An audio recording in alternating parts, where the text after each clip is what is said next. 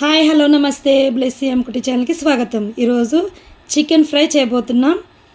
ముందుగా ప్యాన్ పెట్టుకుని అందులో ఆయిల్ పోసుకుని 2 రెమ్మలు కరివేపాకు వేసుకుని సన్నగా తరుక్కున్న ఆనియన్స్ వేసుకుని బాగా వేపుకోవాలి గోల్డెన్ కలర్ వచ్చే వరకు. ఫ్రెండ్స్, మూత పెట్టుకుందాం. నా ఛానల్ ఇదే ఫస్ట్ టైం చూసినట్లయితే సబ్స్క్రైబ్ చేసుకోండి, షేర్ చేయండి, లైక్ చేయండి. నేను ముందుగా చికెన్ బాయిల్ చేసుకున్నాను. ఆనియన్స్ బాగా దోరగా వేగినాయి కదండి.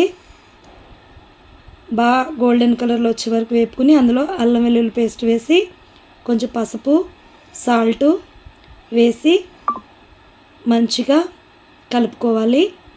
తర్వాత మనం బాయిల్ చేసుకున్న చికెన్ వేసేసి మంచిగా కలుపుకుని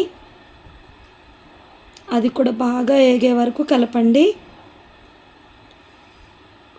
1 స్పూన్ కారం, గరం మసాలా, చికెన్ మసాలా, ధనియాల పౌడర్. నేను ముందే సాల్ట్ వేసానండి. చికెన్ కూడా బాయిల్ చేసేటప్పుడు అందులో కూడా కొంచెం సాల్ట్ వేసాను. మీరు చూసుకుని వేసుకోండి. ఫ్రెండ్స్, సపోర్ట్ చేయండి. బ్లెస్సీ అమ్ముకుటి ఛానల్ని మీరు సబ్స్క్రైబ్ చేసుకోండి.